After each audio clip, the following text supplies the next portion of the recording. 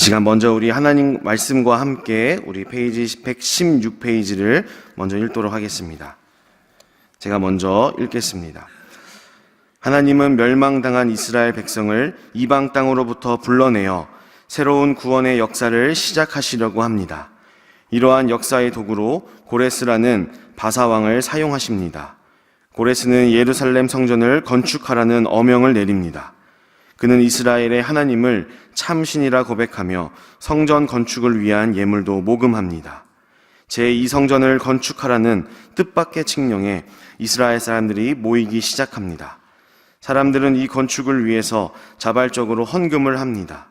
고레스 왕도 재무관 미드르닷을 시켜서 예루살렘에서 가져온 성전 기구들을 유대인 대표자 세스바살에게 주라고 시킵니다. 세스바살은 성전 기구를 포함하여 바벨론 포로들을 데리고 예루살렘으로 돌아옵니다. 지난주까지는 우리는 역대하의 말씀을 살펴보았습니다. 우리가 역대하의 말씀을 통해서 남유다를 통치했었던 이스라엘 왕들의 이야기를 우리가 함께 들었습니다. 하나님께서는 끝까지 남유다의 왕들에게 여러 번의 수차례의 기회를 주시고 말씀을 하셨습니다. 너희가 계속해서 하나님의 말씀대로 살지 아니하면 너희들이 멸망당할 것이라는 경고를 수차례 하셨습니다. 하지만 우리가 다 알고 있는 것처럼 결국에는 하나님께 돌아오지 않았던 남유다의 왕들은 결국에 심판을 맞이하게 되었습니다. 그리고 종국에 와서는 바벨론이라고 하는 나라에 의해서 멸망을 당하게 된 것을 우리는 모두가 다 알고 있습니다. 그리고 성경에서 기록하고 있진 않지만 선지자 예레미야의 예언처럼 70년 동안의 바벨론 포로의 생활이 시작하게 됩니다. 그러한 고난의 시간이 지나고 나서 이제 하나님의 은혜로 바사의 왕, 다시 말하면 페르시아의 왕 고레스를 통해서 바벨론을 멸망시킴으로써 하나님께서는 다시 한번 이스라엘 백성들이 해방을 맞이하여서 자신의 고향 땅으로 돌아갈 수 있도록 인도하고 계십니다. 바로 그것을 기록한 것이 오늘부터 우리가 함께 읽고자 하는 에스라의 말씀에서 그것들을 이야기하고 있습니다. 어떻게 포로되었던 이스라엘 백성들을 하나님께서 다시 회복시키시고 다시 이들을 부흥시키셨는가? 오늘부터 이제 읽게 되는 에스라의 말씀을 통해서 우리가 함께 은혜를 나누고 그것을 놓고 함께 기도하고자 합니다. 에스라서 1장에서 우리가 함께 기도하고자 하는 첫 번째 기도 제목은 우리 다 같이 함께 따라하겠습니다. 말씀을 끝까지 의지하게 하소서. 네, 아멘. 말씀을 끝까지 의지하게 하소서입니다. 우리 먼저 에스라 1장 1절의 말씀을 우리 같이 함께 읽어보겠습니다. 시작. 바사왕 고레스 원년에 여호와께서 예레미야의 입을 통하여 하신 말씀을 이루게 하시려고 바사왕 고레스의 마음을 감동시키심에 그가 온 나라에 공포도 하고 조서도 내려 이르되 라고 말씀을 하고 있습니다. 여러분, 하나님께서 이스라엘 백성들을 다시 회복시키고자 하시는데 1절 상반절에 이렇게 말씀하고 있다는 것입니다. 여호와께서 예레미야의 입을 통하여 하신 말씀을 이루게 하시려고 라고 말씀하고 있습니다. 여러분, 하나님께서 이스라엘 백성들을 바벨론의 포로에서 해방시키고자 하시는데 그 이유가 무엇인고 하니 이미 선포된 그 말씀을 이루기 위해서라고 말씀을 하고 있습니다. 여러분, 하나님은 반드시 하신 말씀을 이루시는 분이심을 믿으시기 바랍니다. 여러분들, 이 말씀, 하나님께서 예레미야를 통해서 어떤 말씀을 선포하셨는가를 다시 한번 살펴보면 예레미야 25장과 29장의 말씀을 보면 대략 크게 내용은 두 가지였습니다. 첫 번째가 무엇이었냐면 너희들이 70년 동안 바벨론의 포로가 될 것이다 라는 말씀이었습니다. 그리고 두 번째 말씀은 무엇이었냐면 그런데 70년 후에는 너희를 내가 반드시 돌아오게 하겠다라는 말씀이었습니다. 여러분, 지금은 예레미야 선지자에 대해서 평가하기를 위대한 선지자라고 우리가 칭송하고 평가를 합니다. 하지만 예레미야가 살았던 그 당시에 과연 예레미야의 말씀이 훌륭한 말씀을 전하는 선지자라고 평가를 받았을까? 여러분, 그렇지 않았다는 것입니다. 여러분은 쉽게 생각해 볼 수가 있습니다. 우리를 향하여서, 자기 백성을 향하여서 너희들이 결국에는 바벨론의 노예가 될 것이다 라고 선포하는 그런 선지자를 어느 누가 환영하고 좋아하겠습니까? 처음에는 모두가 말도 안 되는 소리를 하고 있다, 바보 같은 소리다 라고 모두 예레미야의 말씀을 모두 무시하였습니다. 하지만 시간이 지나면서, 오랜 세월이 정말 지나면서 정말 선포되었던 그 예레미야의 말씀대로 이루어져 가는 것을 보면서 뒤늦은 후에야 비로소 예레미야를 인정하게 되었다는 것을 우리가 기억할 수가 있습니다. 여러분, 좋은 말씀이든 싫은 말씀이든 하나님께서는 하신 말씀은 반드시 그렇게 이루시는 분이십니다. 여러분, 이것을 기억할 때에 우리 때때로 우리가 하나님의 말씀을 따라가서 순종하다 보면 억울한 일을 당할 때도 있습니다. 때로는 나 스스로가 참 바보같이 그렇게 느껴질 때도 우리는 있습니다. 하지만 주님의 말씀에 그렇게 살아가는 것이 맞다라고 말씀을 하신다면 여러분, 그것이 맞는 것인 줄 믿습니다. 세상 사람들이 때로는 조롱하고 때로는 내 내면의 목소리가 들려올 때가 있습니다. 정말 이렇게 살아가는 것이 옳은 것인가? 우리는 때로는 그렇게 끊임없이 의심할 때가 있지만 주님께서 분명히 우리 가운데 하신 말씀이라면 하나님은 그렇게 살아가는 사람들에게 끝까지 인내하며 그 말씀 따라 순종하며 살아가는 이들에게 하나님은 반드시 복 주시는 분이심을 여러분 믿고 말씀을 끝까지 의지하시기를 주님의 이름으로 축복합니다. 두 번째로 우리가 함께 기도할 제목은 우리 다 같이 따라하겠습니다. 하나님이 온 세계를 주관하심을 믿게 하소서. 아멘. 우리 다 같이 에스라 1장 2절에서 3절 말씀을 같이 함께 읽어보겠습니다. 시작.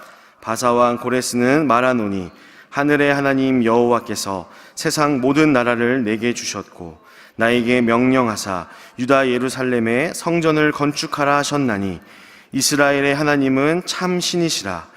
너희 중에 그의 백성된 자는 다 유다 예루살렘으로 올라가서 이스라엘의 하나님 여호와의 성전을 건축하라.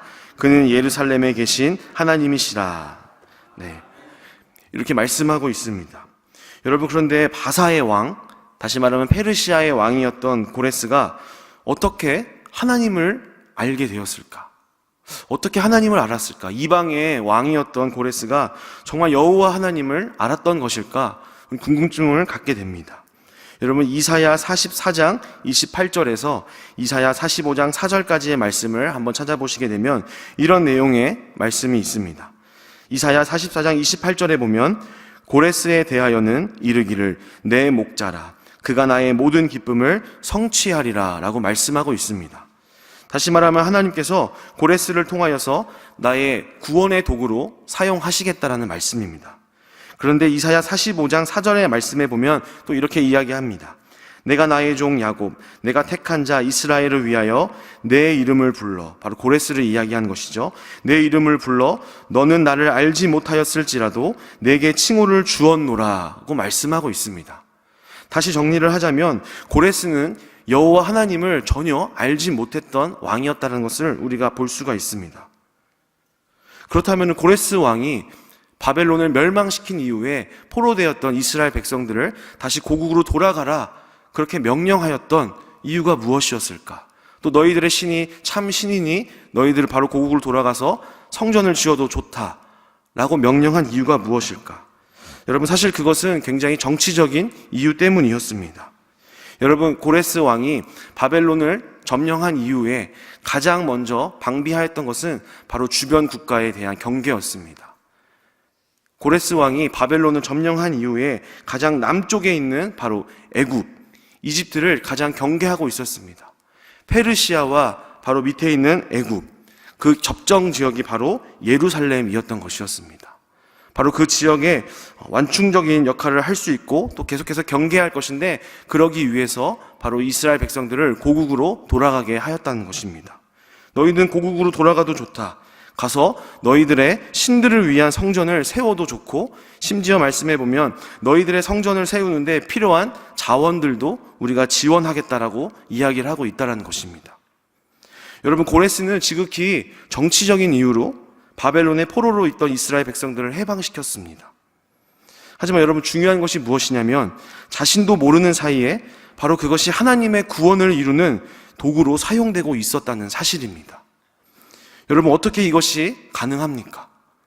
바로 하나님께서는 온 세계를 주관하시는 분이시기 때문입니다.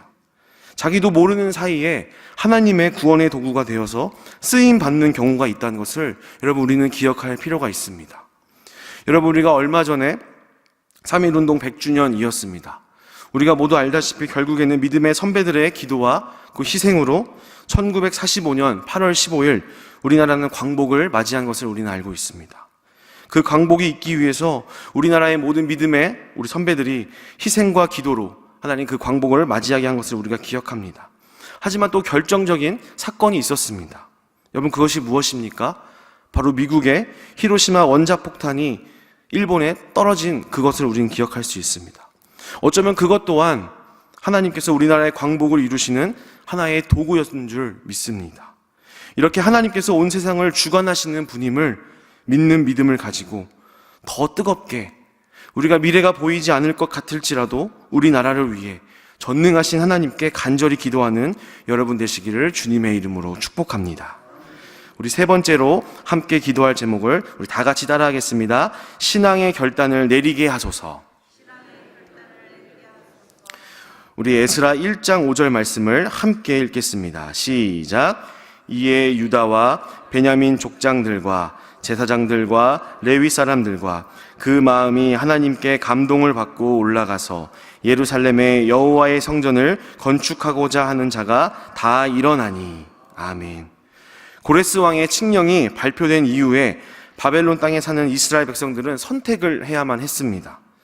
고국으로 다시 돌아갈 것인가, 아니면 이 땅에 계속 남아있을 것인가 하는 것이었습니다.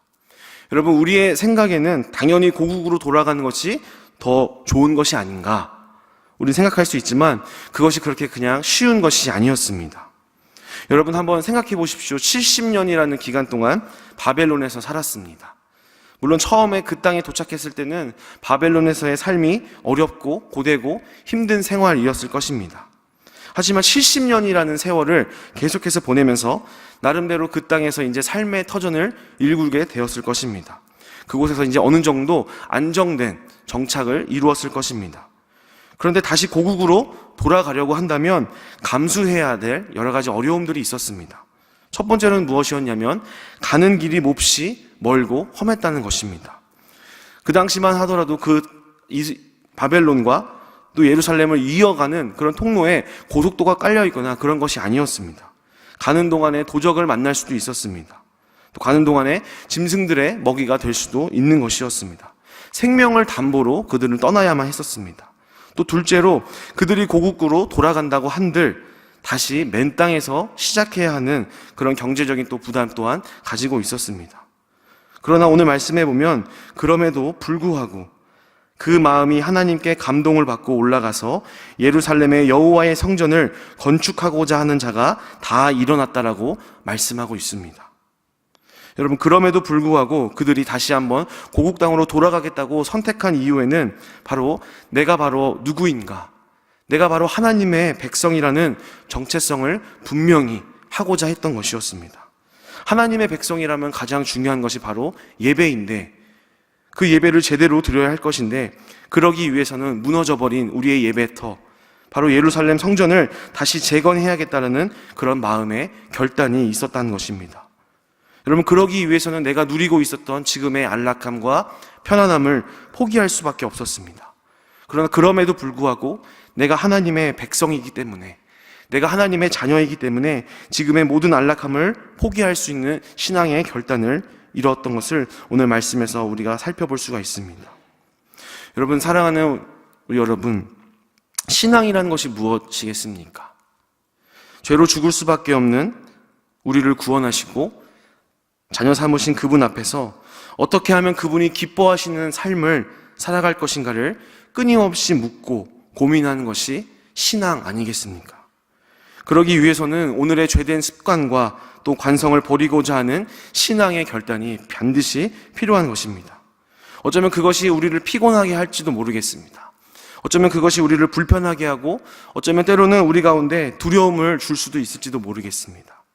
하지만 그것과 싸우며 극복하며 한 걸음 한 걸음 주의 말씀 따라서 나아가는 것, 신앙의 결단을 하는 것, 이것이 바로 우리 주님께서 기뻐하시는 신앙인 줄을 믿습니다. 오늘 이 땅을 살아가면서 오늘 말씀대로 살고자 할 때에 내가 새롭게 주 안에서 결단해야 될 신앙은 무엇이 있을지 하나님 앞에서 기도하면서 하나님께서 기뻐하시는 삶을 살기 위해 몸부림칠 수 있는 저와 모든 신일의 성도님들 되기를 주님의 이름으로 축복합니다. 이 시간 오늘 말씀에서 나누었던 우리 세 가지 기도 제목을 가지고 함께 기도하겠습니다. 우리 첫 번째, 말씀을 끝까지 의지하게 하소서. 두 번째, 하나님이 온 세계를 주관하시는 분임을 믿게 하소서. 세 번째, 신앙의 결단을 내리게 하소서. 이 세 가지 기도 제목으로 이 시간 다 같이 주님 앞에 기도하도록 하겠습니다. 함께 기도하겠습니다. 주여 믿습니다. 주여 믿습니다. 주여 믿습니다.